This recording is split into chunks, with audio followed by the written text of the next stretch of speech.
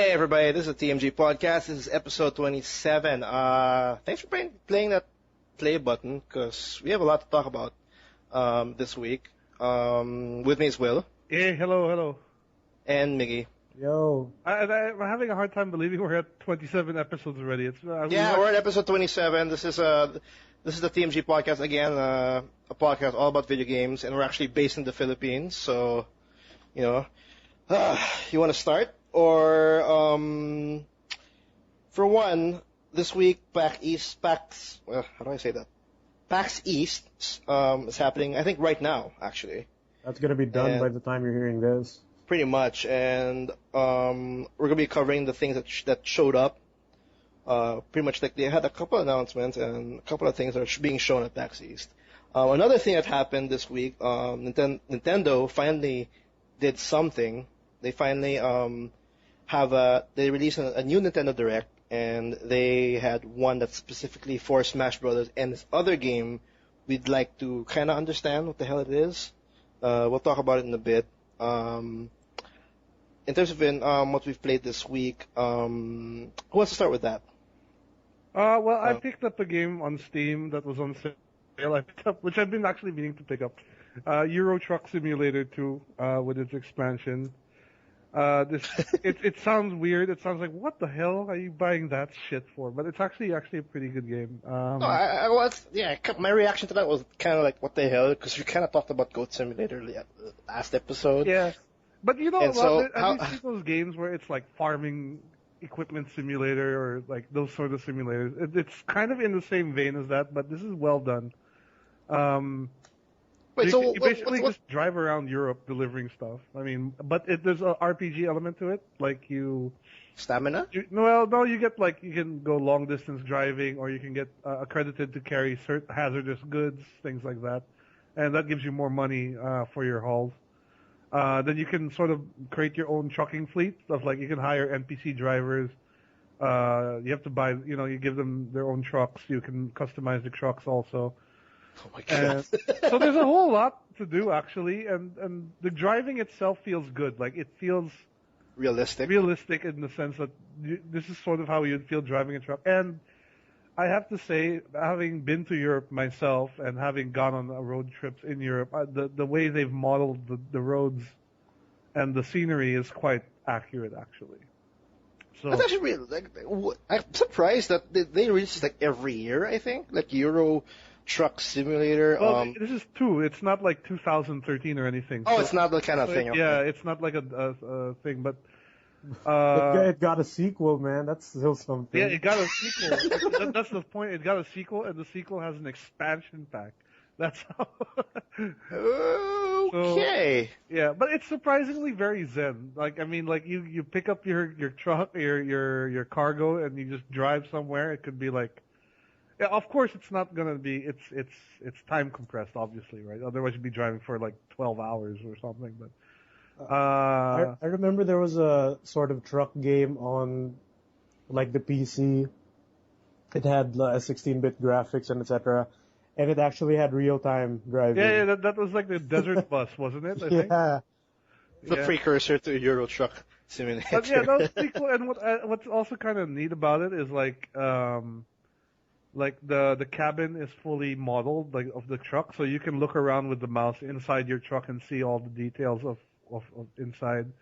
And you have an option as well there's a streaming radio player in the game that can stream like actual European radio stations. So I was about to ask that. Like, is the radio stations okay? Because like no, there are real stations in Europe, so it's kind of cool. Like you could tune into an actual German radio station and an actual one, like it's just in real time, like they just tune in to whatever's showing. Yeah, exactly. So it's pretty wicked. It's pretty cool, actually. That's actually pretty interesting how in depth this kind of game is. I was like literally expecting like you have a delivery, head there, hope you have no traffic. That's the game mode. Oh, and I mean there are things you have to consider on your trip too, because like for example, like you have to manage your fuel. You have to like if your driver gets tired, also, so you have to. You have to take a piss? You have to take rest stops. No, well, not piss, but like sleep. Okay. And then you kind of have to follow the road rules too, because like, let's say you go over the speed limit, the game will give you a penalty, and then you'll lose money. Like you have to pay a fine. You can't go like chase scenes or the car chases or No, anything nothing like that. Okay. It's I'm going over, I think, already with what I'm yeah, what I'm nothing like that. expecting. But like you have to you have to stop when it's a red light, and because you get penalized. Like the game recognizes if you jump a light, like it'll Instantly penalize you. yeah, and you lose money. So Oh. you're trying to be careful at the same time, and then if you hit a car, obviously it's not like you hit the car and then boom, there's a huge accident. It's like you hit a car, you just lose money. But They come out, they start talking, police comes, something like that. may blutter. But it's actually a surprisingly zen game for me. Like I'm actually, it's relaxing to just sort of drive, listen to German radio, and And you got this on sale? yeah, it was like $4 on. $4, and I'm expecting it's like what? It's essentially like a $15 game or a $20 game. Something like Give or that. Yeah, take, it was their midweek Madden. Midweek sale on Steam. Yeah, well, Euro Truck Simulator, the sequel. That's pretty cool. What about you, Migs? I beat Tomb Raider on stream earlier. I was this week. watching that. Yeah, and you found some interesting bugs. Was this the definitive edition or the? It looked like it seemed like it. No, it wasn't. It was the free one on PS Plus on PS3. Okay, so it was the regular version, not the definitive version. Yeah, but what's the difference aside from hair? Hair. No, it's worth buying the Hair definitive physics edition isn't here. gonna save you from that fall glitch that happened. Yeah, you made a video about it. Yeah. How did I was watching Miggy play it. Like he played the whole playthrough through our live stream, but I caught the last end. And how was it like on the last stretch of this reboot? I like the last fight scene where you fight all those samurai for some Yeah, reason. that was actually really weird, but yeah, I get it. Yeah, it's super weird, but like they don't throw dynamite at you while you're hiding behind cover and stuff, so that's cool. And it's nice how she got the dual pistols near the end for that one like quick time event. Yeah, a little spoiler, but that's actually like it's weird. Yeah, like it's not really a big spoiler, but pretty much at the end she finally gets that little trademark dual pistols, and you get Which to use is it. sad that you don't get after the ending happens. Yeah, I'd hope that you actually can get that as like an extra bonus for like completing the game. You can actually start using the double pistols and then actual be And Tomb just Raider. kill like bunnies and stuff. Yeah, and do that weird and then do that weird like jump flips on the side, like the side flips from the previous games, and then there you go. I like the game overall. Like compared to Uncharted, like the platforming is more fun here because you have a jump button and you have like a few platforming tricks like pressing square on the rocks to latch on with the pickaxe and stuff. Mm. I think I actually like that climbing mechanic more than just smashing X in Uncharted. yeah. It's like you have to actually pay attention. Like if you jump, cool, but you have to remember to hold on, and that's pretty cool. Yeah, and sometimes there are more than one path to get up to where you want to go. Yeah, that's true. Sometimes, but like the shooting goons isn't all that fun. But I do like the moments when you can completely stealth kill everyone. I like those segments. I wish there were more. Were you It's okay? sad. Were you like? How did you feel about like when it got all like mystical with samurai and stuff like that? That was really weird. At that point, I didn't care anymore.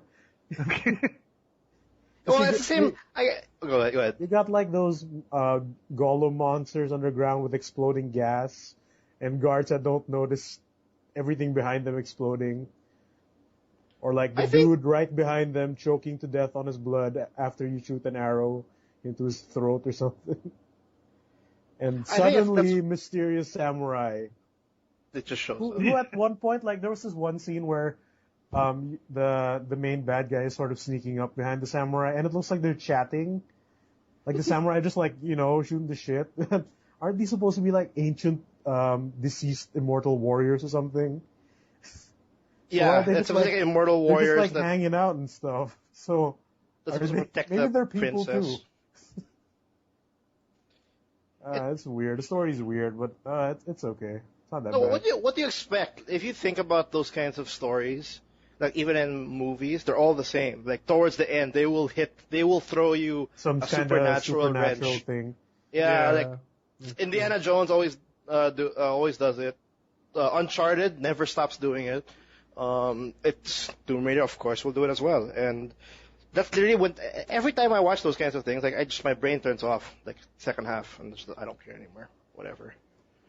But yeah, I actually like Tomb Raider as well. Moving on. I've been playing. I've been playing a very stressful game actually, because FTL has now a new expansion, which is called the Advanced Edition. Yeah, I just And updated mine as well. yeah, pretty much whoever has FTL will get the free. Well, you don't have to pay for it, pretty much. It's free, it's a free it's update. absolutely free. You just all you have to do is update it, and I think it's just a couple of KBs. And what this new edition adds is pretty much new. I think one extra ship, and a ton of new quests and weapons and Extra, one additional race. Yeah, new race also, right? Like that. Yeah, They suck oxygen out. Yeah, you'd think that it's not that much of an expansion, but once you start playing the Advanced Edition, you can completely notice all the differences, and it makes a huge impact on replayability. Because for one, I'm still 0-8 in that game. I still haven't succeeded in that Advanced Edition. But every time I play it again, it's completely different. There's like a new quest. I literally am reading like each quest, or each time I go to a sector, something's happening. And it's not, because before, I remember in the original FTL, after maybe 10 to 15 playthroughs, you kind of knew what the random events would be just from Yeah, a few and then context hints they would give you. you have this like impulse to just like press next, because you'll know what's happening anyway, so you kind of have an idea. But now, well, maybe I'm not too sure. Maybe after maybe 10 to 15 more playthroughs, I'll maybe get to that position again. But so far, after like 8 playthroughs, it's always different, and they actually have also quests. Whereas once you go to a sector, you do something.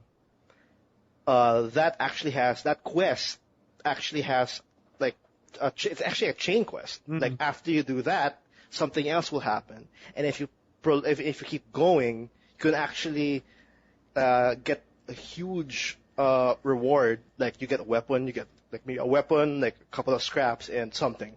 Like it's like a huge reward that I haven't seen in the original game, and that specific quest actually lasted from one. What was it? Is it a sector or like one leg? It started in one leg and it ended at the end part of another leg, like the next leg.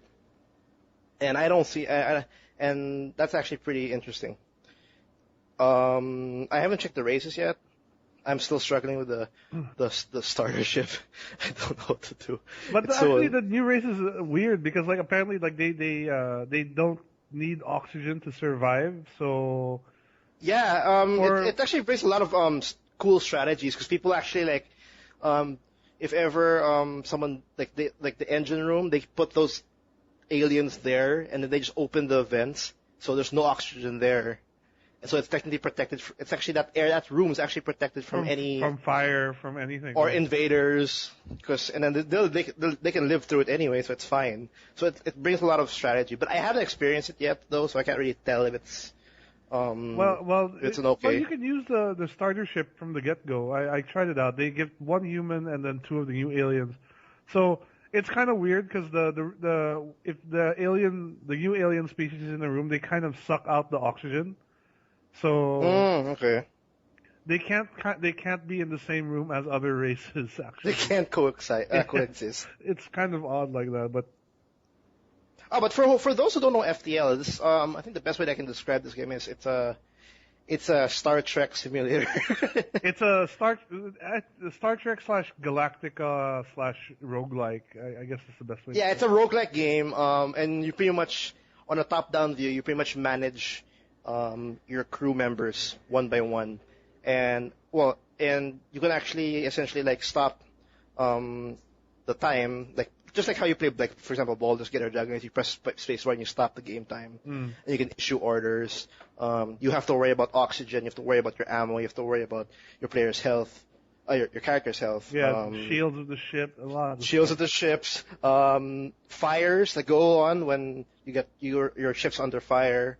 What else? Intrusion, people actually beaming into your ship, so you have to fight them off. That's a really great game. I don't know.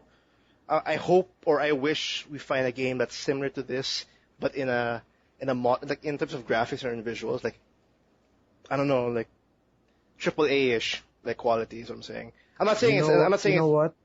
Hmm. I never knew that you could stop time with the space bar. What? What? Well, now you know. I And played then it you in real time, baby. dude, that's a big achievement actually. That's really hard.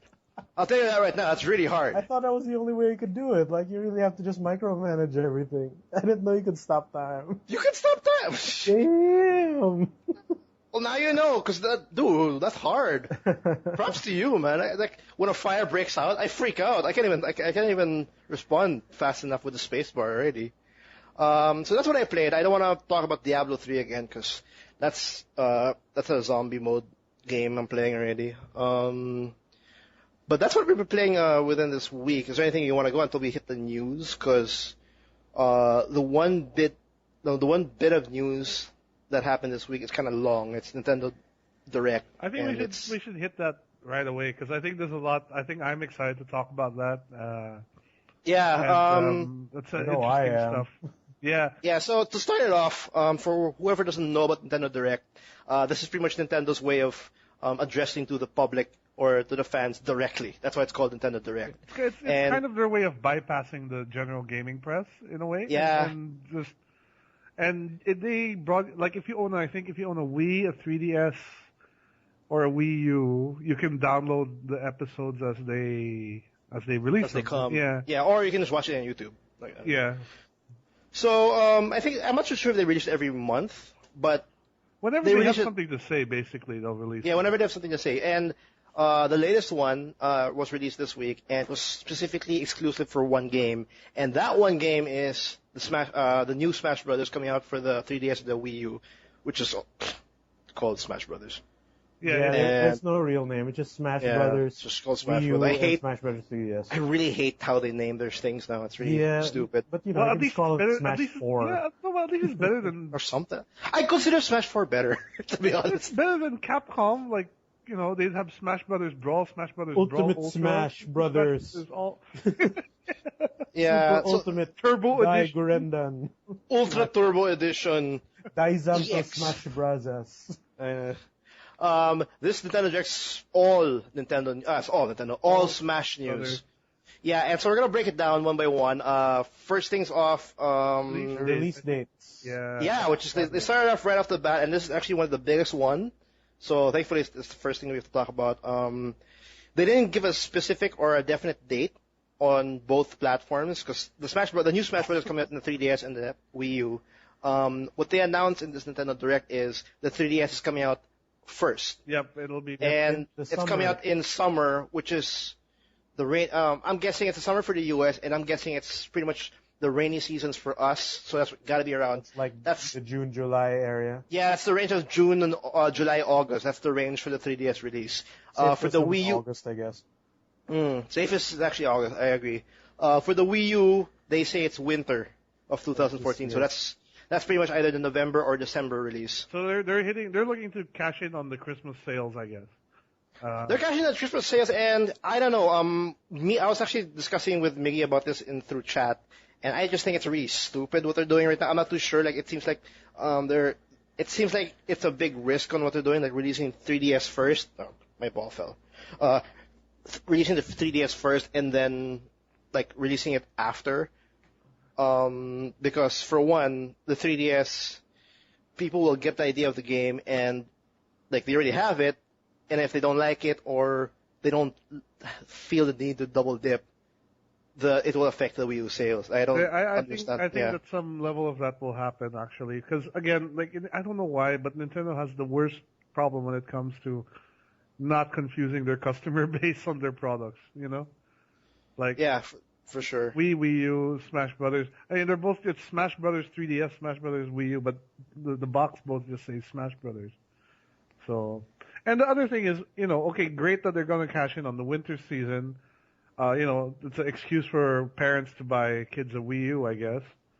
But we don't know yet what Sony and Microsoft are going to have up their sleeve, but I'm sure it'll be significant because, again, this is the first year where both next-gen consoles are ready to go from the get-go. And E3 is just around the corner, so we're probably going to find out more what they're going to do. And I'm scared that Nintendo is just going to get lost in the shuffle again. Because honestly, although as good as this Smash Brothers game looks, it looks amazing. It looks really fun. I don't know if it would really be a general system seller, except for a few, core fans. Like I'm sure, like Miggy, for example. I'm sure. Oh yeah, man! I know what to get first now. Yeah, well, I think for me in my head, I think it's gonna be a system seller, but I really am bothered by the fact that 3DS is coming out because that's already first impression, and there's a lot of pressure on making the 3DS version good because if it's kind of it will affect the Wii U sales because pretty much you're getting the improved version, like quality wise, like you're getting the high res or like better quality in the Wii U, but it's still the same game. It's basically the HD version. Yeah, it's the HD version. So if it kind of comes out like, it's okay, it's a cool game, like, will you bother to? Because it all comes down to will you bother to double dip? Well, because you got already the 3DS version, and I'm assuming that I think for me, like personally, I never saw fighting games as very double dippy. No, not double dippy. Double dippy, there's definitely something that they are because look how many revisions of Street Fighter 4 there are. Actually, that's right. I bought it 3 times already. What I mean to say is though, but fighting games are not best played on mobile platforms, on a handheld. That too. That's why I think that them actually releasing the 3DS version first is a better idea. Okay. Because it is a more popular platform, so they released the mobile version first, and like Will said, that mobile is not really the best place to play a fighting game. Another reason I think is that I think they're still working on something for the Wii U version. Like maybe we're gonna get another Subspace Emissary for the Wii U version or something. Well, I think they planned that this game is going to be a system seller for the Wii U, thus the winter release date.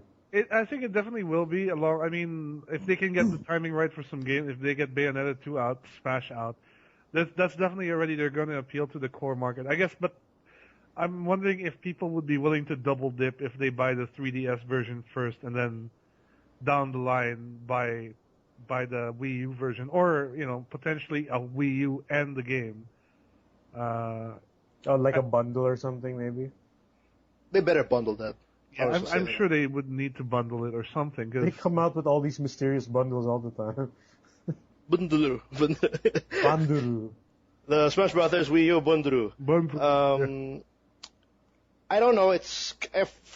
I think it's stupid, but I guess they have its pros and its cons because for one, Miggy's right. The 3DS version is definitely the most popular one and has the most units sold. So they want that to kind of separate itself because I guess if I'm thinking the other side, if they put it together or if Wii U is ahead, it'll kind of overshadow the Wii U. And you one might overshadow the other. Yeah, so that's a big possibility. Here's what I think. It may not be the smartest decision, but it certainly seems like the safest choice to make. And you have to counter the fact that we don't know the full schedule of their second half because E3 is literally, 2 months away, and there's a reason why they put the Smash Brothers Wii U version on winter. There's got to be something in between these two sales. Yeah, the 3DS version and the in the whole Nintendo Direct, they didn't really mention a lot about the Wii U version. Yeah, which we're gonna go in a bit because there was a lot of features they talked about for Smash, so I think we should cover that. Yeah, in terms of features, which is why it's kind of weird because for one, since we'll segue now to the features. For one, which is, I think is why it's kind of weird. The 3DS version will get an exclusive mode, which is called the Smash Run. And what that is essentially is it's I don't know how do you best explain Smash Run? It's more like it's all 4 players start off on the same map. It's like a dungeon style map with a mix of different Nintendo themed stages. Yeah, it's kind of like platforming meets Smash Brothers in a weird way. Yeah, I guess. it's like some of the single player stages in Melee where you just run around and kill things. Yeah, you run around and kill things, and they drop power ups. Yeah, you get powers, and based on your performance and how much power-ups you get, like there What is it, like a 5-minute time?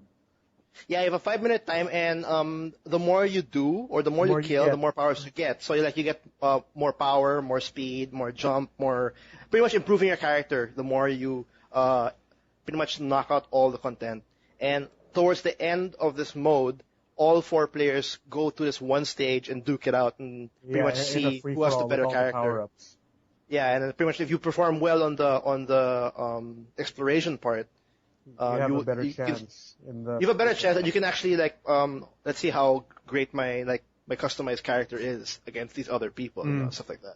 And I think it's pretty awesome. It's an awesome addition. It'll be pretty cool, and it shows a lot of skill because I wonder why it's exclusive though. That's why I'm kind of fucked up. I don't know why why would you want to give a platform that's selling really well, that's already in people's hands, give them the exclusive content while Wii U doesn't have one? Because right now, I think the Wii U currently has additional music, additional stages or whatnot. Yeah, it seems to me that they're grooming the Wii U version to be really the competitive version of the game.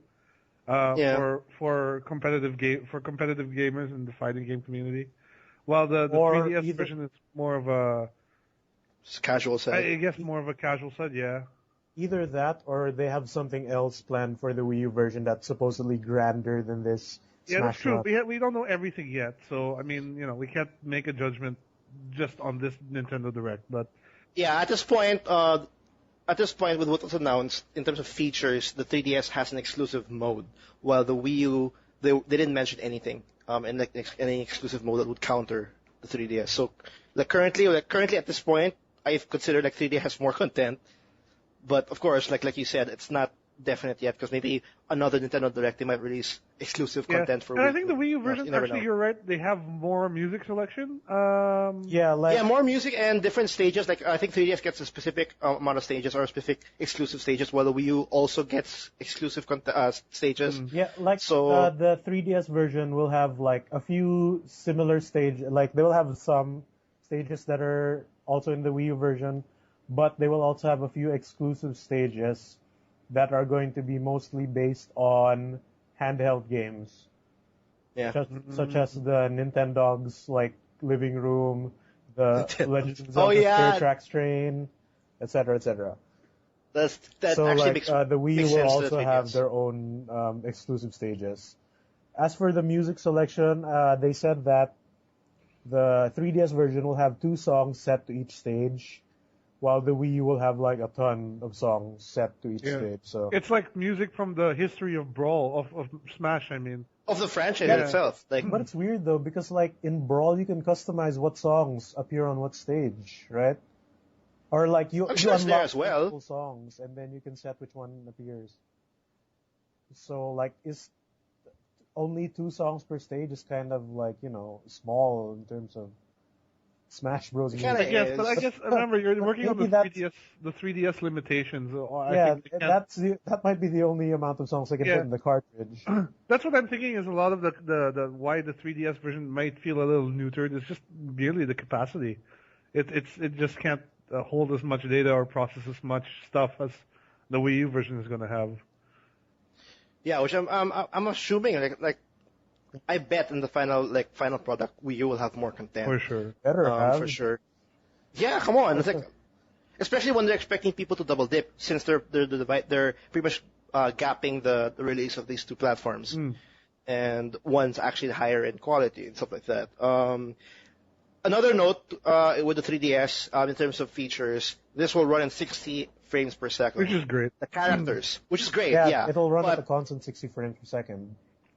Yeah, and but the trophy characters that show up when when you launch them, they run at 30 frames per second. I'm fine So with that.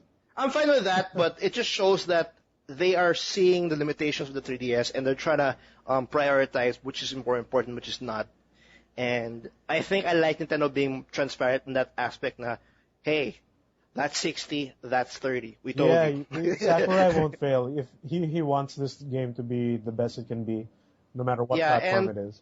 you can't when it comes to that. Oh, why is it 30 frames per second? Why is everything aligned? But it's still it's still a handheld 3DS platform. It's like there's limitations to that kind of system. Whereas Wii U, it's all 60 frames per second. Like just go all out with that one. What else do we have here? In terms of features, that's about it. Well, we can talk a little bit about some of the specific changes to characters, like oh wait, no, here's one. like no Zero transforming Suit, Zero, characters. Zero Suit Samus and regular Samus are now two separate characters. As Oh, well that's as, one, yeah, sure. Sheik Zelda and and Sheik. Zelda are separate characters. There will be no more transforming characters. Woo! Hey, my character's Sheik. Believe it or not, And that's my I think character. it's fine, honestly. Like That makes the roster bigger. it's Oh, exactly, exactly. And like, I mean, you get a full rounded character instead of like stats. Yeah, instead of like half a character. Which is good because they separated it now, and in this Nintendo Direct they actually showed the changes as well as like the half characters. They have their not Samus. They didn't show the new skills for Samus. They changed but for her example, moveset Sheik, completely. Samus. Yeah, Zero Suit Samus. Yeah, now she Oh, has Zero like Suit. jet boots, right? Yeah, she has jet boots, and that was pretty awesome actually. Yeah, I'm cool with that. And like Sheik has they made a full character initially, and they gave him like more skill sets. I mean, skill They sets, more removed her skills. transform and gave her two new moves. Like one of them replaced grenade. the rope chain, and instead of having the transform, they turned it into like a front flip kick. A front flip kick, and they has a grenade. Like she loves grenades. I don't know what, but that's pretty cool. They what else did they talk about? They talk about small additions. Like they kind of buffed certain characters. They told about they mentioned the new characters like that other princess. I forgot her name. Rosalina, they revealed her before. Yeah. Yep, and the Wii Fit trainer. A small thing that they added was like they separated the Pokeballs.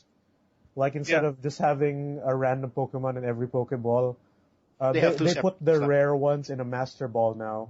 Yeah, So like, you know that a rare one will come out when you. Yeah, pick up if you the get a Master Ball, you'll get like a legendary come out or something, right? Yeah. This showed a few examples. Like Xerneas was there. I don't know if they had Zapdos or not, but. Please Zapdos. Please Articuno. Yeah, Entei Well, was speaking there. of Pokemon, like that's the other big announcement is that they announced two new Pokemon as playable characters. Yeah, they Charizard. made Charizard his own character now. Yeah, and Greninja. Greninja is the evolution of a starter Pokemon from Pokemon XY. So, Yeah, Froakie. which I'm actually wondering, like, is Charizard really that popular a Pokemon? And is Apparently in the the competitive scene of Brawl, yeah. Charizard is the best Pokemon out of the out of the three Pokemon that Red has. Yeah. Well, And in terms of casual side, the kids, Charizard's the most famous one. next He's to the most Pikachu, famous I of guess. the older ones too. Yeah. Yeah, aside from Pikachu, everybody likes Pikachu. Did you see the trailer that he could transform into Mega Charizard? Yeah, he from could. X? Yeah, they can do Which that. is like I think the main selling point of Pokemon X, Is the Mega which is why it sold more than Y, is because of the Black Charizard. yeah. No one liked the red one? No, I mean, like the red orange one? Mega Yeah, Charizard. but the orange one doesn't Yeah. have like blue fire coming out of its mouth. Yeah. And I think Lucario also has a Mega Evolution now. Yeah, I think that's Yeah, his final he does. smash. The Mega Evolution is his final smash. Yeah. No, it's not. It's not. It's not? It's Are you not. sure? It's not. It just has an ability. No, he has I don't think he it's- has a aura charge that happens gradually, but I think the Mega form is a final smash. Because I remember he has a final smash. It happens. I remember when they do the Nintendo Direct, they were showing the final smash, and then they showed now when you do a Mega Evolution, the final smash is like bigger and like it's But more I wonder, grand. I have to wonder though, like how is that going to affect the Pokemon trainer character if they remove He Charizard probably from won't be his... there anymore. He's not You there don't think anymore. Red will be a... I think that's a maybe mistake. he might though. be in the stage. Who knows? I don't want them to put Red in the roster because there's already a lot of Pokemon to begin with. You put a trainer in. Technically, Red isn't playable. He's just in the background. if you put Professor Oak in that roster, they have the whole Pokemon ecosystem No, but in I the mean, Smash Bros. we were talking about this. Like, I was saying, I feel that they've got a bit too many Pokemon in there now because they have Pikachu, Charizard, Greninja, Lucario, and Mewtwo as playable. Mewtwo. Well, they haven't announced. No. There's no Mewtwo yet. But surely Lucario. Jigglypuff will be there as a secret character. You think Jigglypuff? Okay, so Because there's five. she's been a secret character since the first game. Oh, okay. And I think Sakurai has an affinity for Jigglypuff. I don't know. Because he looks like Kirby. No, I just think there's a lot of Pokemon because of the fact that even the trophy characters and you have the Pokeballs still. Yeah, there's a lot of Pokeball going around. Yeah, Pokemon. exactly. But I feel I kind of like the fact that Red was there in Brawl. Yeah, and Brawl. Yeah, that was cool. That was cool, and then you pretty much count like you shuffle through correct me if I'm wrong, Charizard, Squirtle. Blastoise, Squirtle and and Venusaur. Ivysaur. Ivysaur, sorry. Venusaur. Yeah, Ivysaur. And that's pretty awesome. I like that addition of the character. Greninja, Charizard, I don't know. I don't know. I like was Greninja. weird, but it felt like we need a ninja character. Like, who can we get? But Oh, wait, I like Greninja because he's basically Jiraiya from Persona 4. He's a frog ninja. With his, Now, here's one- with here's- his tongue here's as another a thing. scarf. Yeah. You saw that? That's sick. I love that. Here's another thing. It sucks that he has a move that's similar to Shadow Ball, where you just like charge it up and then throw it, or like charge it up and then cancel and then keep it, like Samus's Charge Shot or Mewtwo and Lucario's Shadow Ball. Oh my God, Samus. I hate It's getting fighting really. Their moves are getting a bit generic. Like most of the recovery moves for the characters they showed all look the same. They all like double flip up in the air, basically. Yeah. Or just air dash or something. It's I don't know. Another thing with Smash Brothers, for one, trophy characters that show up. The ones that they showed were all from Brawl, like Link. No, they're all from Brawl, but how does that trigger? I mean, how does that It's happen? an item. Assist trophy is an item that you pick up. Oh, there you go. It's like a Pokeball. Like you pick it up and a random character appears and they attack And they have a everyone lot. who's not you. They Oh, have really? a lot, Okay. and I'm guessing that if they cut out any of the old characters, they might become assist trophy characters. No, see, Hopefully. for me, when I was watching Nintendo Direct and I saw that the number of trophy characters that were being shown, They didn't and show then a lot, after that, actually. they didn't show a lot, but that amount that they showed was enough for me to go. There's a lot of great possible like characters to join the roster instead of adding more Pokemon. Like I like Charizard or Greninja's been pretty Yeah, cool. I'd but, rather have Lyn in the roster than like another. or it's Pokemon. like it's cool to have another Pokemon, but to announce two Pokemon in the Nintendo Direct was kind of I don't know. Who I knows? was- The Pokemon thing might be a marketing decision because Pokemon is hot now for the 3DS. Yeah, that's true. That's true. Well, I mean, another character they showed returning is Yoshi. Yeah, but we all knew he was coming back because I guess. apparently he's a fan favorite. I don't know. I hate Yoshi. He's standing up now. Like I can't believe they actually like emphasize that the new changes in Yoshi is he's standing up it's now. Sakurai. This guy's crazy. Did you remember the way he described DDD's changes? King DDD? King DD. He talked about No. his facial expressions. That's it. Okay. And you know why King DDD's in the game, right? Because Sakurai Kirby. made him.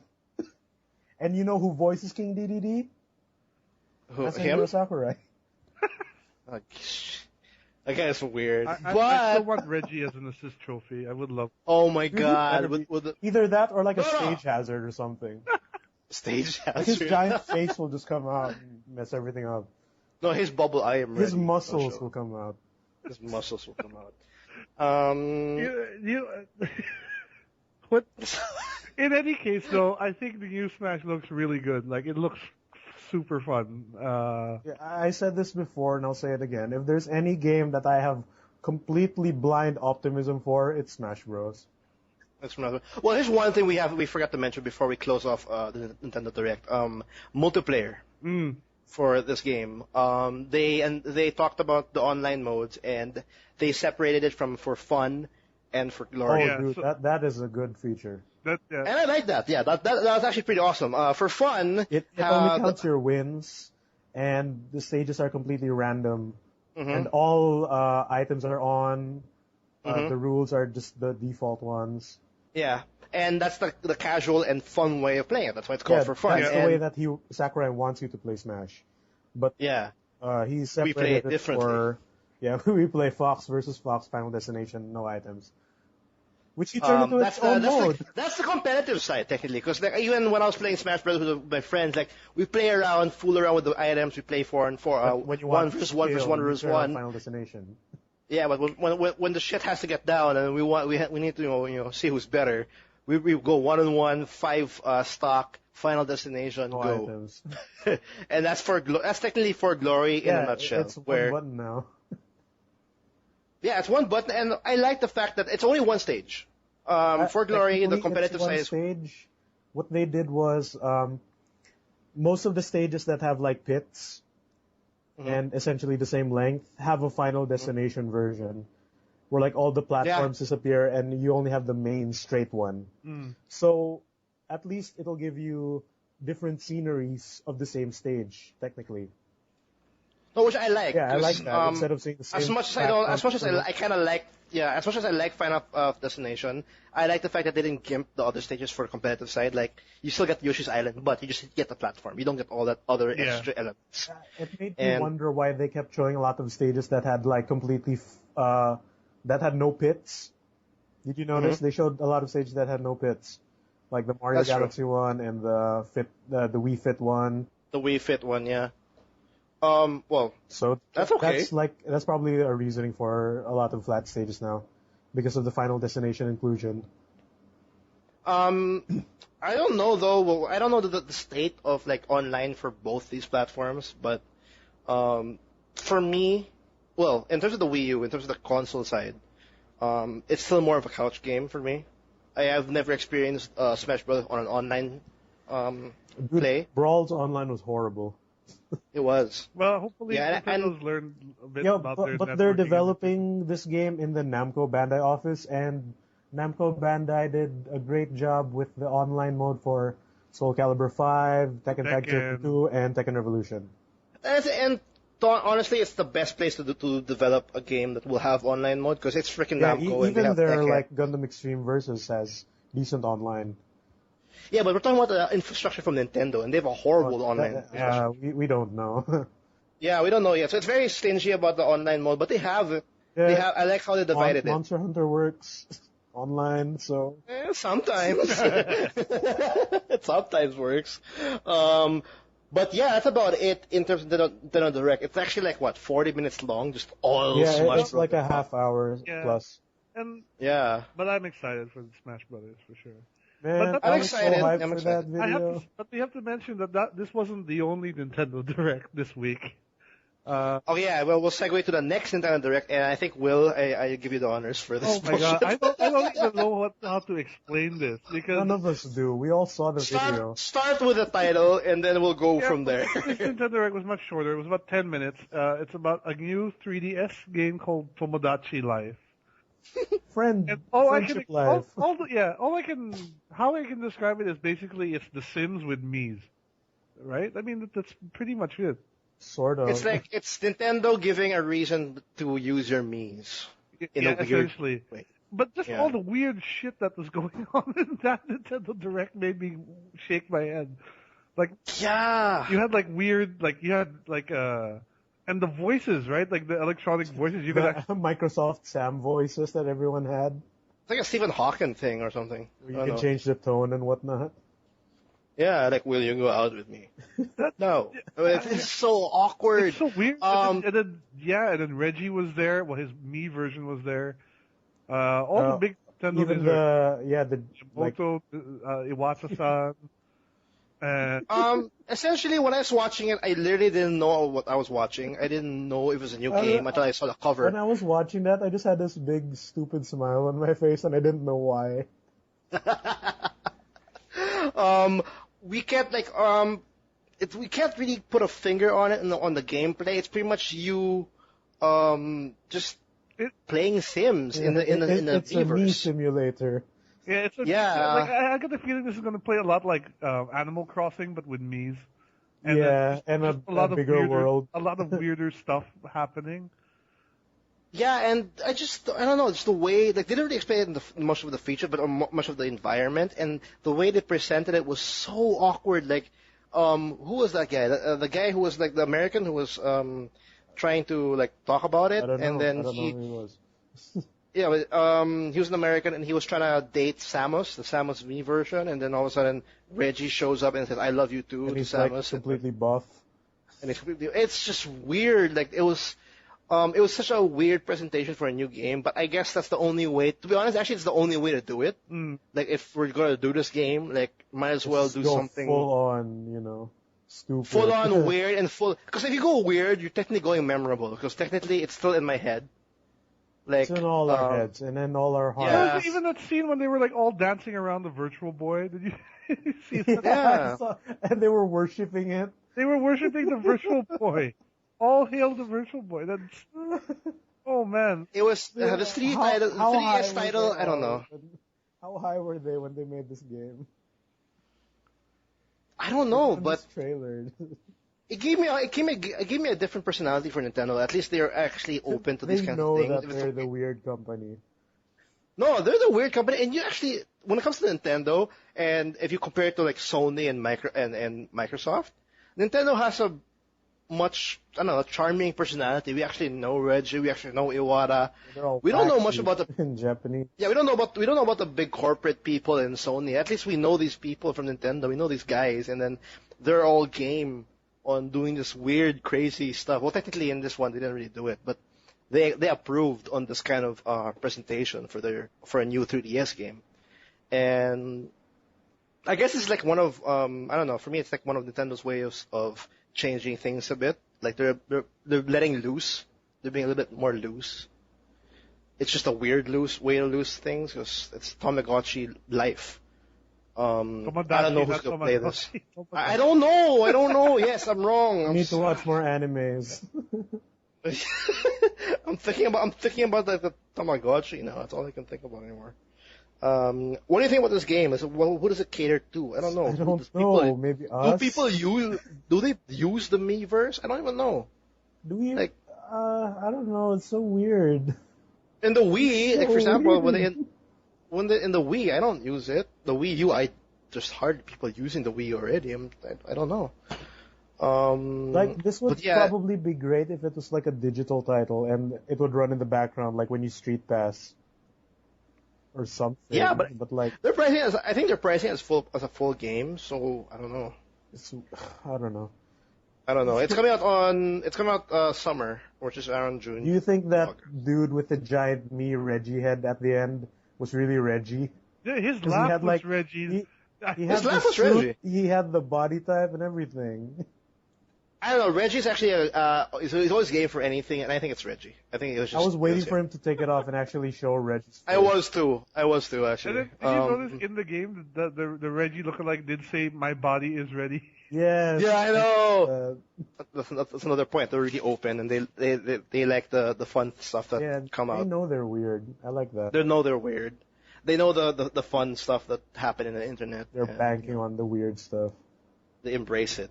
Yes, that happened. You want to take a break before we knock out the other news that happened this week, plus PAX? Sounds good. Thanks for tuning in. We'll just take a quick break. We'll be back in literally a few seconds. Next up on the second half, we'll be talking about PAX East, which is, I think, done already by the time you're listening to this. We're going to talk about also something new for Hearthstone. We'll talk about a little bit of The Last of Us and The Evil Within, and I guess some local stuff. So stick around, tune in, and thanks again for listening. All right. See you in a bit. See you guys.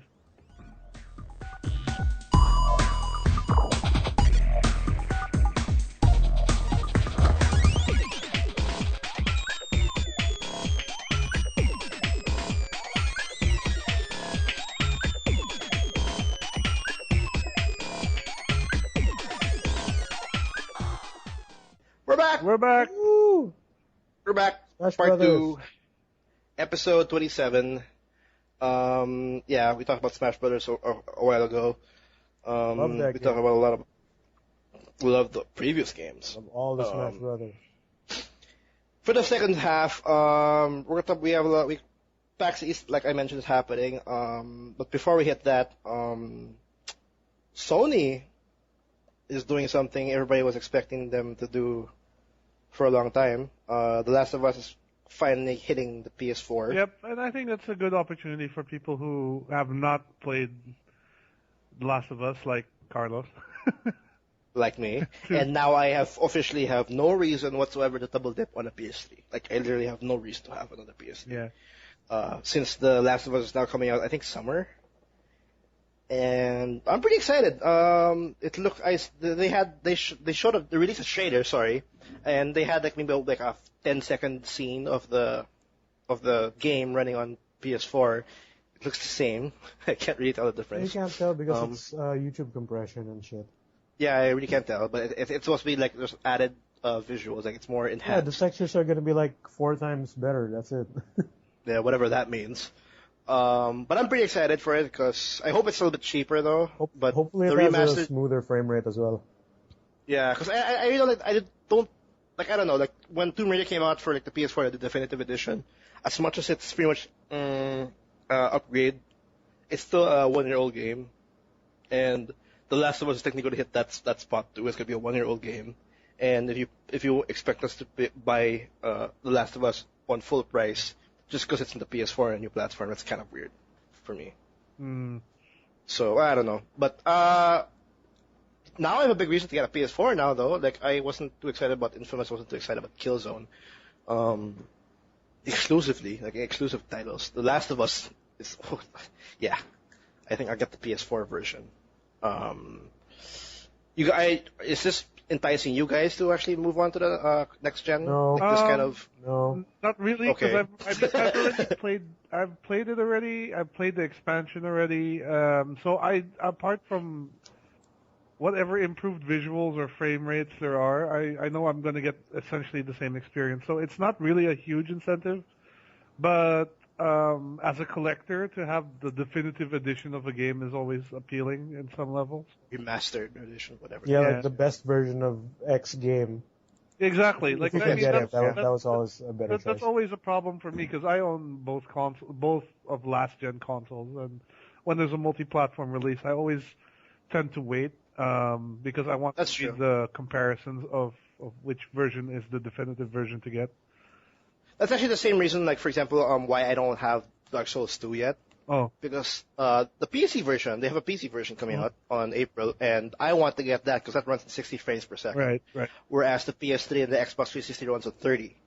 I think even less at sometimes. Yeah, and for some reason they haven't announced Dark Souls 2 yet for PS4 or Xbone, which I find weird.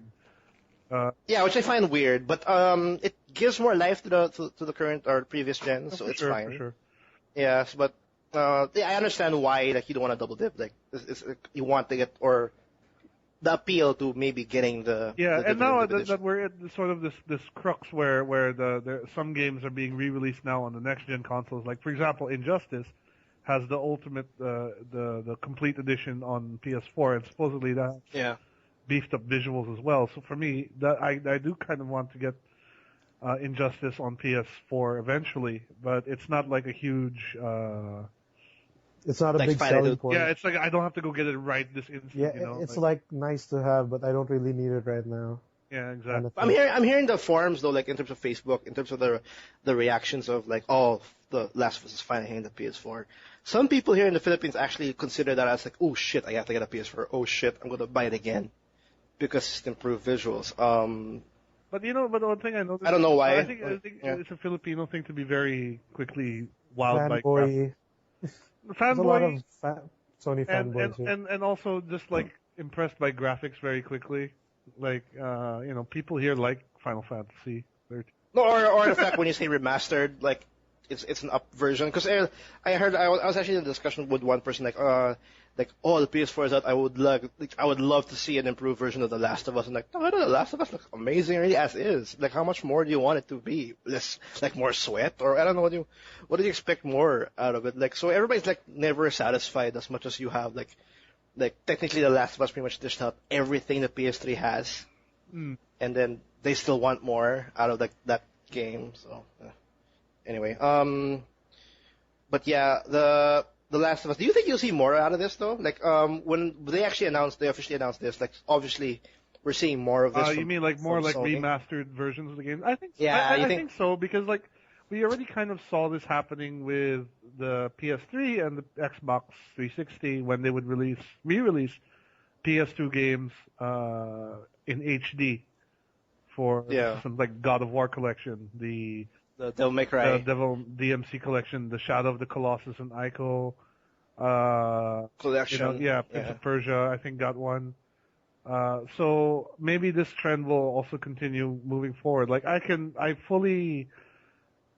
would imagine that there's at some point they're going to re-release Uncharted on Oh yeah, I think that's PS4. an easy thing to do. Yeah, or Gears of War. Definitive edition. Yeah, with like the Vita version or something. Yeah. That's one thing that I think the 360 has hardly do that actually. Like in terms of the exclusive titles, like you don't see an HD version. Oh well, Fable. They just recently released that. Halo Anniversary Edition. Okay, then maybe yeah. Yeah, but would you want a Gears of War collection on your Xbox? I'm sure some would. I'm sure there will because like Gears of War, that's a pretty big fan base actually. As much as it's kind of, I didn't like the single player. It's actually like the franchise as a whole. There's a big fan base. I'm pretty sure eventually, isn't Ultra Super Street Fighter 4? That's not being released yet on next gen, right? I think it's not officially heard. Not officially, but I think they have something in the works for. Yeah, eventually, I'm sure they'll do something. There are so many hints just coming out. No, and then seriously, Capcom no fighting game on the next gen. And you remember that commercial, right? The PS4 commercial with Ryu. Yeah, this is true. That's I don't know why they're hinting at that much though. I don't think we'll announce I don't think Capcom will announce Street Fighter 5 earlier than the fifth character. Who? Evil Cammy? Evil Cammy. You mean the crappy? The crappy. The crappy. Well, I don't know. We'll never know. We'll just have to wait till it release. When I was talking about like the upgrades of these like up HD versions, I think we'll be seeing like when the PS4 is I think 2 years old or 1 year old. I shit you not. I bet we're gonna see 4K versions or something like that. Yeah, or, pretty much. This might be the new shovelware. Yeah, because 4K is coming out in terms of the TV market. Like Sony and Samsung is doing their own thing with their new TVs. 4K is the next level of high definition. For sure. I mean, I can imagine a 4K God of War collection. That would be kind of cool. 4K. Yeah, with God of War 3 split screen. God. Oh, yeah. With the new Sony VR. With each screen at 1080p. And now with Morpheus as the. And so now you can drive your Honda Jazz in 1080p in Gran Turismo. That's always been my problem with Gran Turismo. It's like I don't want to drive a bloody Honda Jazz. Why are you giving me this car? It's always a Jazz. It's always a Civic. Yeah. It's always that cheapy Mitsubishi. God. I appreciate what you're trying to do here, but give me. You gotta get that A license first, man. Give me some supercars, man. That's why you gotta go through the licenses, man. You gotta go through the unlocks. You gotta break at the perfect time. That's kind of why. Progression. That's kind of why I like Forza in a way, because Forza just gives you the nice cars right away. Like they just know what you want, pretty much. They don't want to make you sweat. They just want you to have fun. But it's about the racing physics. Yeah, shut up. The car physics. Moving on. I want to talk about this one game because they just released a new trailer for it, and I am really excited for it because I don't think I've been excited for a horror game in a long time. Resident Evil 4.5. Yeah, The Evil Within. Yeah, and that looks genuinely scary again. And yeah, because they released a new trailer, and this trailer technically pretty much focuses on the scary aspect, or like how horrifying the atmosphere is, like the weird creatures and people you meet. Like it's very. When I was watching it, I was actually hearing it through my headphones. It's actually pretty freaky. The audio, the soundtrack, the music is creepy as hell. Creepier than the video itself. Yeah, well, I wasn't too impressed with the graphics, but in terms of the atmosphere and how the monsters look and then the audio, I'm like, okay, that alone I think is worth, like, if anybody likes a horror game or a survival horror game, they have to take notice on the evil within. Are you guys much of a horror Not really. fan? I remember we I had appreciate a good one. we had a long October Yeah, of just episodes about discussing that. survival horror and how we felt the genre had lost a lot of its appeal. So This looks like it might bring it back. this looks like exactly what it'll bring it back. It looks scary as hell, and I can't wait for it. I actually. just didn't like how everything was just blood pools, though, in the trailer. Oh, the trailer. Yeah. I like the logo, It's a where I think blade that one. with barbed wire. No, in the trailer, like there's a guy like wrapped in barbed wire, and then the logo. I think the letter T. It's actually like in the bottom part of the letter. It's actually like a nail, and it's going straight down to the eye. Oh, that's nice. I'm like, oh, that's pretty freaky for a logo. Interesting. It's coming out. I think Did this. you notice that they did the whole Resident Evil 1 first zombie reveal thing? Where you had a dude slowly turning backwards? Yeah, Eh. it actually reminded me of Resident Evil, which is a good. And then they Look. did the blood hallway from The Shining in the Oh, yeah, trailer you're too. right. I don't know. Oh, you're right. It's a Oh. lot of throwbacks to all the creepy stuff. I like that. Well, then again, we kind of need that. We don't have that nowadays. Yeah, we don't have To be enough of honest. that. We all have like cam scares. I mean, We like, need for- HD remasters of The Shining on our consoles. Yeah, essentially the evil within, like the gameplay is like kind of like Resident Evil-ish. Yeah, it's though. Like, RE4. I don't think I like the combat. I think that's gonna be the worst part about it. That one part where you saw him shooting didn't look all that great. It didn't look that well. But then it might yeah. be that way on purpose to make you scared. Yeah, like, just like the same reason why like Resident Evil, like technically Resident Evil RE1 had as a the whole, tank controls. there's the whole like the best part of that series has tank controls, and that freaked me out. Like, turn faster. Please. What That's is what happens. forward? Yeah. So I'm pretty excited about that. I just wanted to mention it because that's one game that, as a horror fan, because I'm still itching for a horror game. I'm still not getting it. I played Silent Hill, Downpour. Bleh. I played was that. I might actually buy Outlast just for the sake of it. Hill-ish to like the world structure, where it's all like meat and naked zombie creatures. Well, when it comes to like structure, I would hope it would be like Silent Hill, but I doubt it. I'm guessing it would be like RE4. Like you have an open space to explore, but you're still like moving in a linear. RE4 gameplay in a Silent process. Hill world. I guess that'll work. I don't know. Might I be hope a thing. the final game looks better than the trailer, though. Everything was Yeah, kind I of really like- jank I and re- jagged everywhere. Yeah, I don't like how it looked though. I really don't like how it looked. In terms of visuals, it's not that appealing for not really a next gen game actually. It's like an early PS3 game. Yeah, early PS3 game. So whoever's looking for a survival horror, look out for that. I think it's coming out in September, and it's actually the actual creator of Resident Evil working on this Yep. together with Bethesda. Oh. So yeah, look out for that. Moving on, PAX East is It's happened, yeah. technically. It has happened, but as we're recording this, it's happening. And when PAX East hit, not many actually was released. Actually, it just like PAX East came out. But the biggest one, like the biggest reveal, for PAX is Borderlands. Borderlands is getting another game, the pre-sequel, which is such a strange style, but it The kind of makes sense prequel because sequel. it's a prequel Yeah, to so- Borderlands 2, but a sequel to the first Borderlands.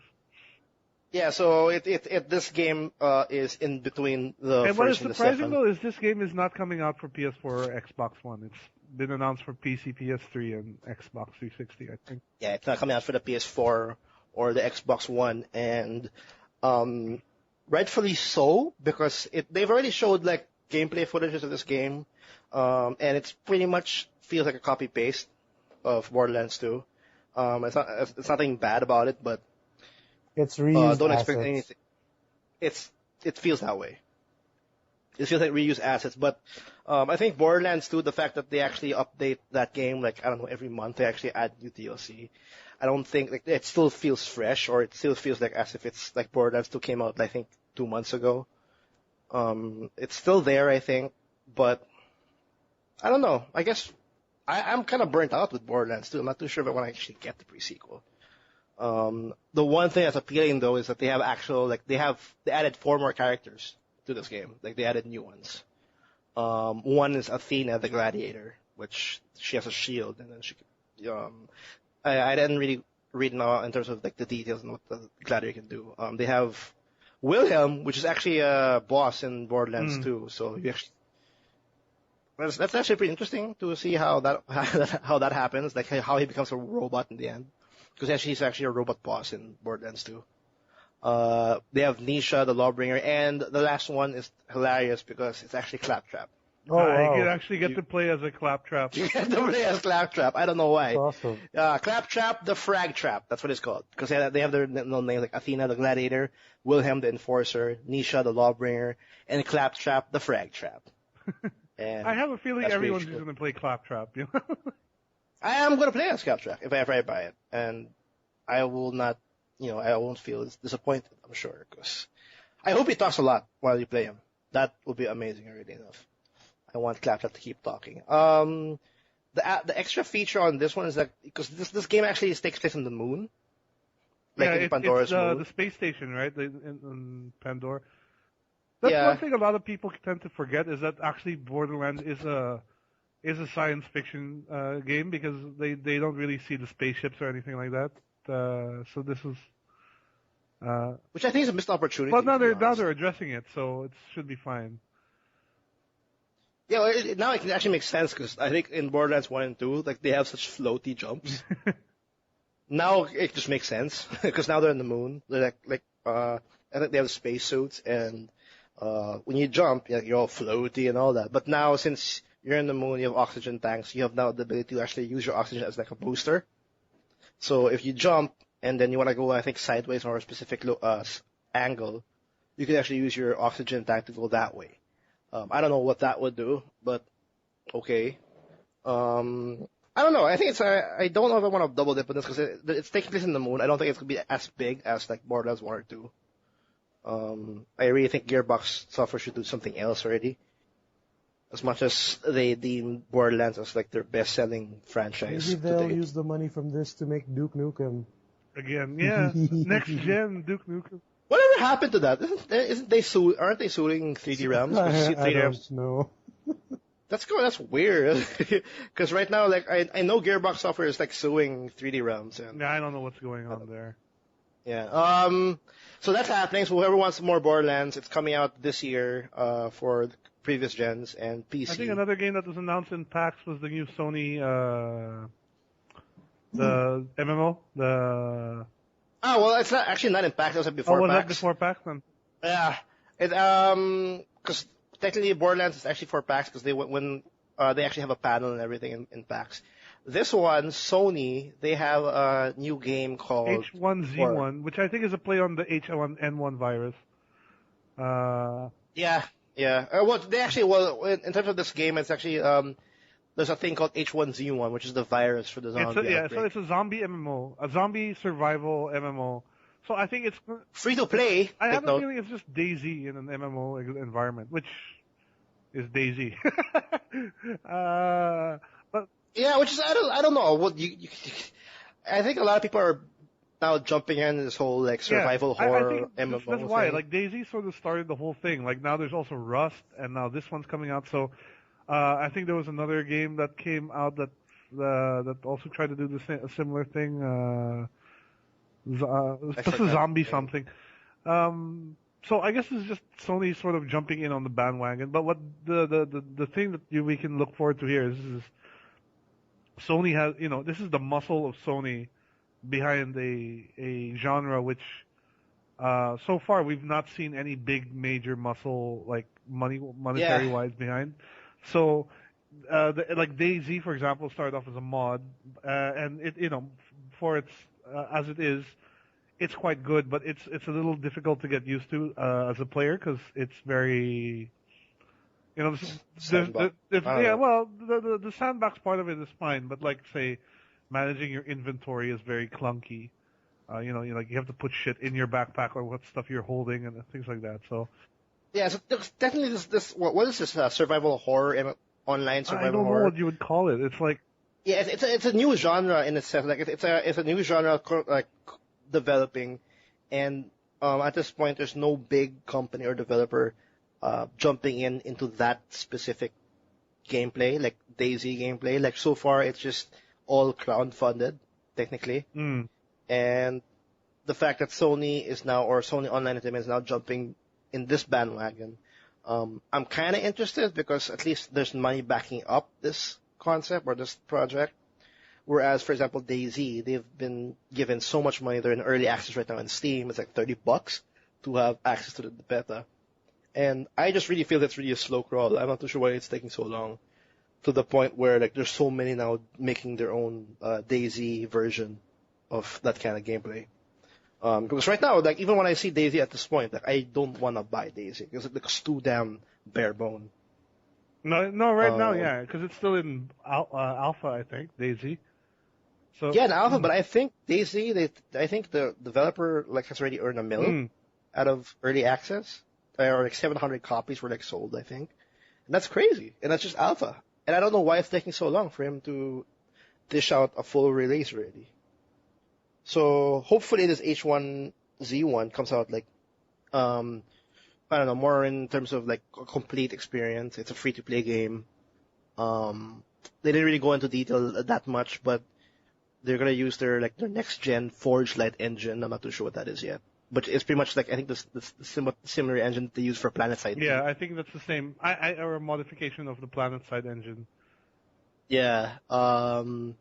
Hopefully it's okay because like these kinds of games are more about like there's no story in these kinds of games. It's more like you creating your own story. Like that's what Will mentioned because you actually played it Yeah, like Daisy, I for played example. Daisy, and it's it just the moments that come out of the immersion gameplay that comes out is just some of the most amazing stuff. It's sort of like Eve, but Eve is the other example I can think of which this sort of gameplay occurs quite often. Okay. In the sense that okay, here's a sandbox, do what you want, and then we'll see what happens. Yeah, see what And then happens. Eve And does it and then you see these huge like guild battles that cost thousands of real life money.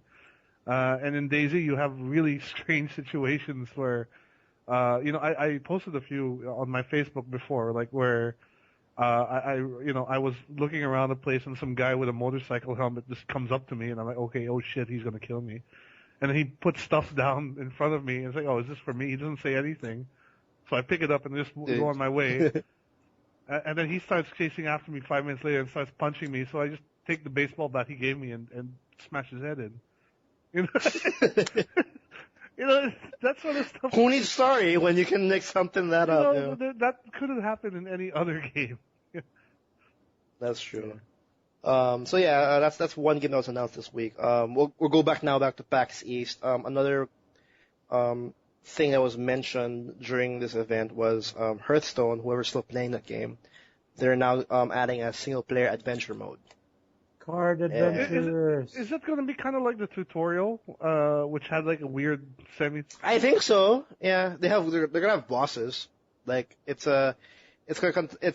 pretty much it's one location DAO and it has 5 unique wings and each wing has like a gauntlet kind of thing.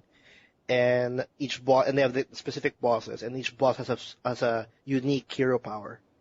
And Okay. that's gonna be interesting already enough. Like remember when you did the introduction, like you had to fight like Illidan. Yeah, you fight and Illidan, right? and he has a unique hero power. I guess the bosses you fight in this dungeon per se, you'll get like very unique experiences or unique cards to go against. This is gonna be. I'm guessing Hearthstone's a free game, so I'm sure this PVE adventure is like one of those content that they were kind of missed out to add on the final product, but now they're finally adding it in. They're gonna add in 30 cards to the game with this. A total of 30 new cards will be added, and it's called Curse of Naxxramas. Curse of Naxxramas. Naxxramas was a raid dungeon in World of Warcraft. Originally in vanilla, and then it got remade for Wrath of the Lich King. Yeah. So they're still, they're still using the lore of World of Warcraft. Right. They're using they have they'll have a new unique board for when the story adventure comes out. They will have 9 class challenges that you get to complete, and then there'll be new class specific cards as well. So I don't know. It's the fact that they're gonna add more content already this early on, and it'll be like also be released simultaneously to the iPad version of this game. I'm pretty excited because I want the iPad version already as soon as possible. Because that's like perfect game for like. Hearthstone is actually one of the best mobile games you can get right now. Yeah, I mean, not mobile because I think it'd be hard to play on a phone, but like tablet games, I should say. That's the iPad, yeah, or like Samsung, whatever. It's already out though in the iPad for Australia and New Zealand. I don't know why Australia is very that Australia, special. New Zealand, all right. Yeah, Australian has it. I don't know why, but yeah, it's coming out. There's no definite date yet. I'm pretty excited for it. I don't even have all the cards yet, and they're adding 30 more, so I'll definitely jump in back on the card game. Another thing, we actually now find in terms of PAX, they gave us now a first look at Star Citizen. Which is the new space. MMO? I don't know what it is. It's an MMO, but it's basically the view looks like Wing Commander, yeah, it's like the developers. It is the guy from Wing Commander, right? It's Chris Roberts, I think. Yeah, I think it is. Yeah, and I remember the story about Star Citizen. It's pretty much like an online. I'm guessing it's gonna be an online Wing Commander, and it's called Star Citizen, and it's crowdfunded. It got I think around 7 million through Kickstarter, and when they got that goal, he asked for more money through the website.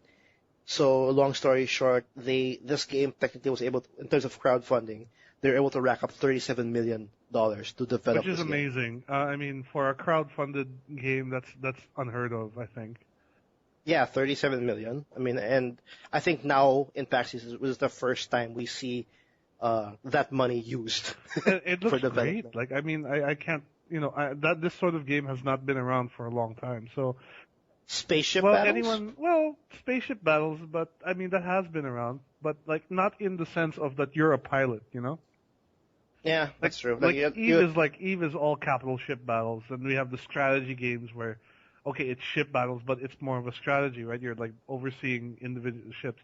Here you're a pilot, you're flying around in a starfighter. Yeah, so essentially Star Citizen, like from what we see, it's pretty much you're like, I don't know, more like Ace Combat-ish, where like you're pretty much a pilot. You're a spaceship pilot, and in the demo he was like testing out all those, like when the demo started, like he was in first person and you can walk around the hangar, and then now you can jump on the cockpit, and everybody freaked out when you can actually flip the helmet and shit like that. Anyway, you go to space. And then he was like testing out the features, like the shifting and the gravity, and there's actually a G-force. They added the G-force feature. Like if you move around too much, there's a big chance you might black out. Right. So that's kind of weird, but they added that. But it's still very bare boned though. Like there's nowhere close to actually, I don't know, maybe alpha or any kind of release. They just showed the quality and the controls of the game, and it looks like, yeah, Will's right. It looks pretty amazing. It makes sense. I have this image in my mind of what this game will be. It's like Star Citizen implies that you are one individual in this greater universe. So what I'm hoping to see eventually will be like fleet battles where you and other players are in a proper fleet, and then you're dogfighting with another team of players, and that would have long-term repercussions. Let's say if you win the battle, that means maybe your faction gets control of this planet or something, something like that. So I mean, it's a very ambitious project, I think. I don't know if my vision is the same as Chris Roberts' vision, but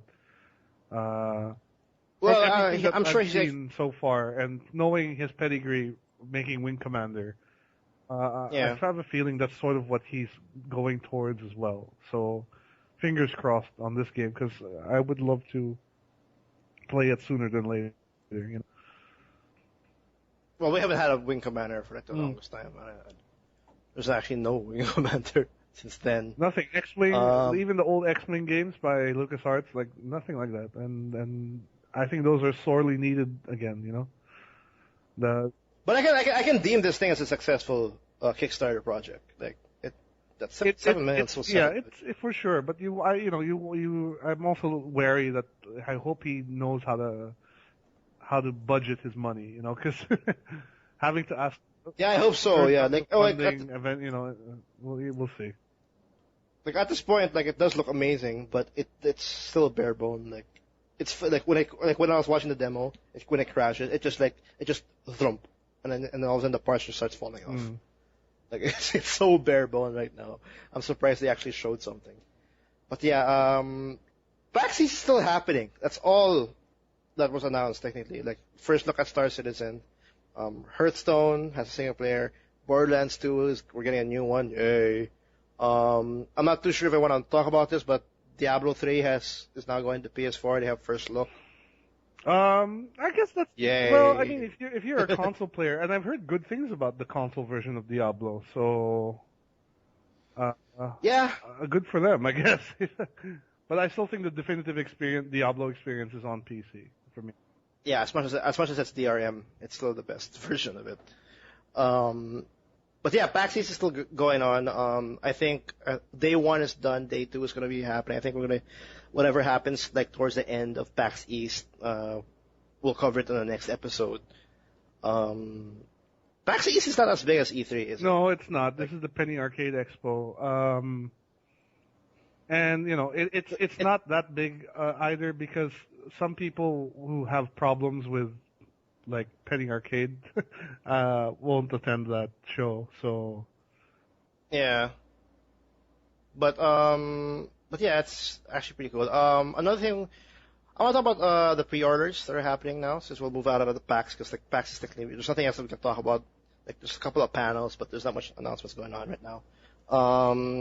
No one's buying Watch Dogs. I pre-ordered it a while ago before I already Really? have You're I getting already it? have my pre-order. So I got my poster. I'm the only one not getting it. Gonna get the cap and the shirt when it comes out on May 27th, I think. Yeah. It's quite a ways Watch to Dogs. go. Watch Dogs is finally coming out. And Harley pre-ordered it before any of us did. He got was I think he's getting the statue collector's edition. Oh wow, how much is that? I don't know, like 4+, I think. And another friend of mine is getting the keyboard, which is the other collector's edition. comes with the So everybody's really hyped for this game still, as much as it's I been don't know, I'm delayed. just gonna ride the hype train. I'm not excited for the game, but I hope it's good. And hey, I get a free shirt and a cap. The shirt's actually a logo I'm seeing And right the now. Oh, the cap's poster. pretty cool. Yeah. Are you going for the collector's edition, Will? I actually haven't really researched still what the collector's edition contains, because personally, Contains a keyboard. then I A don't need, keyboard or a figure, and then like DLC. I have too many statues as is, so I'll have to think about that. But I did pre-order my copy as well, and they recently also showed NVIDIA specifically showed not for Watch Dogs, but for one of their new video technologies or something, but had Watch Dogs footage in it, and it looked really good. So It looks. I think I know what video you're talking about. It looks really shiny, like the rain effects, and then I don't know. Is it weird for me to get excited for a game because the coat was just moving because of the wind? no, that's fully It's understandable. fine. I can understand that. Like, I don't understand why I'm so excited for something like that. Like oh my god, like the wind's actually doing something to a specific object. and when I saw the tarps move in that Battlefield 4 first gameplay reveal, that was pretty hype. The what? The tarps in the building at the distance. Oh, I remember that. Yeah, That was pretty cool. Like so much happening in one screen. There's another bit of news. Like since we're out of PAX and all that, Will mentioned this before we started. You want to talk about the roller coaster? Basically, roller coaster. The roller coaster. Tycoon 4 was released on mobile by Atari, who somehow is still alive. Hey man, they publish the Dragon Ball games in the States. They do? I thought that was Bandai already was having that. Anyways, But essentially, Roller Coaster Tycoon is this one series that has a lot of nostalgia value for me and for a lot of other gamers, I think. Next to Theme Park, it was pretty much the definitive theme park management simulator game. Oh my God, yeah, EA has a theme park version on the mobile. It was horrible. Yeah. So, and unfortunately, this mobile version has been getting bad reviews because, first of all, it's $5, and then it's an immediate cash grab, as many badly designed mobile games are. One of those like, okay, here's 5 special monies to get you started. And if you want to build anything, you have to wait for like 3 hours. Oh, but if you want to speed it up, you can just pay, you can just buy more special monies from us. Special monies. And I heard, well, whatever they're calling it. I think it's red tickets specifically in this game. It's not gems? No, That's no. not gems. And then apparently it's very neutered also, like pathfinding is broken, the customization is not as Intuitive. in depth as people were hoping it to be. So it's another example of like old series that has a lot of nostalgia value for gamers. Like Dungeon Keeper is another example, and that has just been ruined by the cash, the cash walls and all that. exactly. By the fuck you, give me money mentality a lot of these mobile developers have. Yeah, this game is slow, but if you want it faster, you can just give me $2. And that's just how that's Dungeon Keeper in a Atari has nutshell. said that there is a PC version in the works and will be a completely different experience, but a lot of people are not very. Oh, that's bullshit. That's just like the reaction was just too severe. They're gonna change the name of the pay gates. That's a drastic difference. Oh my God. Oh, it's just weird though that they're finally doing something like this, and like I see it more often, and all of a sudden now you see an even worse version of it because technically like you pay for it and then Such a bad Yeah. thing. yeah. And I don't know, Dies in a like these fire. are these management style games, SimCity, Theme Park, and those older games. For me, they work. I like to play them is on the PC, and you just sort of build it up, and then just sit there and watch it go for a while, Or ride it if the game allows you to. or write it. Yeah, exactly.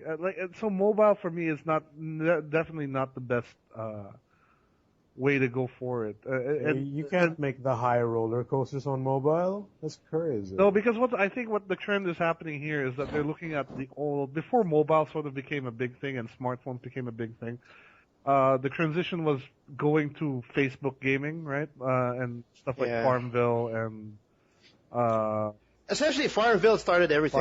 Farmville is the reason why we now hate basically this. people are trying to push that model of Farmville onto mobile, and I feel that that's a waste as far as the potential of mobile gaming goes. Like, I think that's a complete and utter waste. Like I still have yet to find a proper iOS or mobile game to play like every now and then, because I have never sat on one app or one game more than after a week. You know what I mean? Like, and I mean there are let's not get me wrong, there are some good mobiles out. I know Square Enix has put out a few. What do you call it? Also put out a few bad ones though. They definitely have put out a few terrible ones, but they've put out like Infinity Blade that comes to mind. I think that was one of the And better received. the iOS version of Theatrhythm was pretty good. Yeah, the Theatrhythm Final Fantasy for iOS. Yeah, the rhythm game. 2K Games ported the XCOM version. That's right. XCOM on mobile was very good, actually. Well, yeah, they pretty much ported the actual game into the iOS, which is pretty amazing. I've also had some friends play the whole Walking Dead season 1 on mobile. That too. That's actually pretty good too.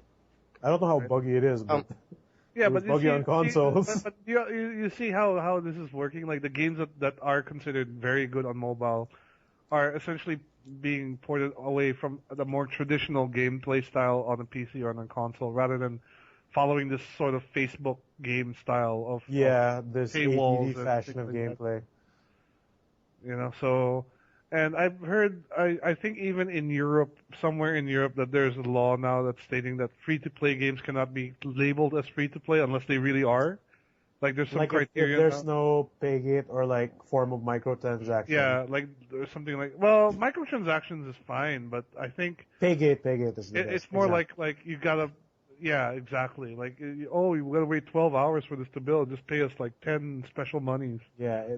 I really hate that. That line lang.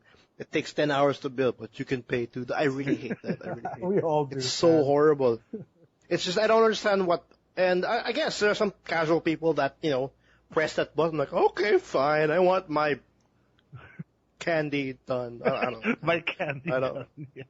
I don't know what I'm talking about anymore. Candy Crush. But there's a reason why they do this. They don't do it just for the heck of it. There's a They do it trend for money. going. People It's buy a it. fucking No, dream. people buy it. People buy it. They don't like, know they any see better. They don't know No, any and, better. and, And then and the people making these games are all suits, basically. I have a feeling a lot of them are Yeah, suits. They're just like, okay, we that's need a money. given. And the whole, I've read articles on like the whole corporate culture of Zynga, and it's really bad. it's so ungamer friendly, like you wouldn't believe. That's why we love Nintendo for being so crazy. Yeah, and Yeah. that's one thing I have to say that Nintendo has always been, I always appreciate, is that they're willing to do new and crazy things. Like even if it doesn't, like the Wii U. Or the Wii, no one thought the motion control thing would be a huge hit, but it was. Obviously now the Wii U is suffering because the tablet idea just doesn't seem to be working out. But hey, they had the balls to try something new at least, right? The balls. They were open to trying something new. Same thing when they tried the Virtual Boy, that flopped like crazy. But Yeah, they're worshipping it now. they're worshiping it Yeah. now. Well, they're worshiping it Or right the now. Game Boy. No one thought mobile gaming could get to that point, right? Oh man, I love the Game Boy. Oh man, I was a kid. I loved the Game The Boy. Game Boy was the best. Pokemon Red. Original Game Boy, my Oh. original fat Game Boy that came with Tetris. And Tetris is the greatest game in the world. And it Right. came on the Game Boy too. Love that. Well, anyway, moving on. That's the news. Actually, that's what happened within this week. I'll be moving on to the releases that are happening for April because, well, it's April. Like, it's actually a bare bone. Like, it's not much going on in April. Yeah. It's Only it's on- the time to save. It's a time to, like, take a breather because March was pretty heavy. March we was had tons heavy. of games. I think there Yeah. are a few games coming out this month, but nothing. It's May. It's when it starts. No, there are a couple of big ones. Like, for example, like last week, Elder Scrolls Online came out. It came out on April 4. It's now officially live. Came out on my And- birthday. Damn. How dare Yeah, they? you should have bought it. Then. How dare they? Yes. I had my 2 cents. I don't want to buy that. It's out. Whoever wants Yeah, to get they're it. pushing it Yeah. super hard in Data Blitz. What? Oh yeah, they have the lead. So many ads. I know. It's, someone paid them. Titanfall. For Xbox The 360, 360 version. yeah, so if you don't have a Xbox One or a good gaming rig, you can still play it on the 360. And I've heard the 360 version is a decent port of the. It is. I saw like there's now a video comparison from the Xbox One and the 360 version. And yes, the 360 version has lower details. The 360 version is literally like the low setting. Of the PC If you version. play it in PC. But it's still very Yeah. playable, I think. And It looks still fluid. I don't see any problem with it when I was watching the video comparison. So, whoever has no PC or Xbox One, get it. It's a great game still. I'm still playing it every now and then with some friends. It's definitely an awesome game. Another game that came out on the same day, because Titanfall came out on April 8th, the 360 version. The Wolf Among Us, Episode 3. yeah, I heard it's getting That's good now. It's getting better, yeah. I actually want to watch it now. I watch it. I want to play it because I played the first episode and something horrible happened in the end. I don't want to spoil it. And I saw the trailer for episode 3, which I shouldn't have done, to be honest. That's like the worst thing to do with Telltale games. I saw something that, like the biggest like plot twist in the first episode. I saw it like parang, it like sort of didn't happen on the trailer. So technically it seemed like my playthrough is completely different. Oh, So, they just in- show you like what could happen, but not really. Yeah, or like they have a default story because like something horrible happened to one character and I don't want to say it, but in episode 3, all of a sudden, it seemed like it didn't happen. You know what I mean? Like So, bugged out or something maybe. no, not bugged out. It's more like, It's I think preset. that it's preset. There's like different paths depending on how you do it, and then you actually see it. And that's actually pretty interesting. What to look forward to as we move forward? Well, we have Next. well, if you're a soccer fan, 2014 FIFA World Cup Brazil on the 15th. I mean, I need to mention that because FIFA, I think, is the biggest selling game of EA ever. Consistently in the world. Yeah. So that will be a big thing, and with the World Cup. Oh yeah, World Cup's this Yeah, year. yeah. So that's gonna be cool. That makes sense. We've got the Batman Arkham Origins DLC on the 22nd. The Oh, Oh wow, I'm playing Batman actually. Yeah, that's perfect. Dark Souls 2 on Windows, as you mentioned. Oh, I'm getting that. Yeah, I'm getting that for sure. JoJo's Bizarre Adventure All-Star Battle Yeah, on the PS3. English JoJo. Getting that. Out of nowhere. You're getting that. Out of nowhere, man. It is out of nowhere. You just shouted. Oh, you mean myself? And a bunch of other stuff, like there's a couple of Vita games. Daylight. Right. Oh shit, yeah, Daylight. Fuck. Is everybody excited for that? Because it just screams Dead Island. Oh, that looks cool. me. Sounds cool. But I keep forgetting that it's coming out. But this is a parkour Dead Island game, right? No, wait, we're in the wrong game. Sorry, it's not Daylight. This is actually the Outlast-ish kind of game where you're actually using a camera. No, I was wrong. Okay, yeah. I forgot. Yeah, it's Daylight is like it's a game by Atlas, and I don't know. It's published by Atlas. I forgot who was making it. I forgot who's making it, but it's pretty much. It has something similar to Outlast. Jessica Chobot is the writer for Daylight, apparently. Yes. What? I'm reading the details now. It says Jessica Chobot is the writer. I don't know, man. This is the girl who was like useless on Mass Effect 3. So She got. Yeah, whoever played Mass Effect 3, you guys know what we're talking about. I mean, like She had a great ass. she's the IGN chick. She's She had what? a great ass. Yeah, she's the IGN She chick. like that PSP in that one picture. She can write. I didn't know she could write. Okay. I hope this redeems her from that terrible part in Mass Effect. Yeah, I've heard good things about Daylight though, so who knows? Hopefully. Yeah, and Outlast came out great in terms of like how it was highly received. Looking ahead in May, I don't want to talk about it that much, but there's a lot. There's actually a couple that I want to mention. Like, of course, Watch Dogs coming out. Mario Kart 8, because Wii U needs a little bit more like love. Borderlands 2 for the Vita. Wolfenstein. Oh shit, you're right. Wolfenstein: The New Order, a new Wolfenstein game. And that's about it. Peggle 2? What? Woohoo, Peggle 2.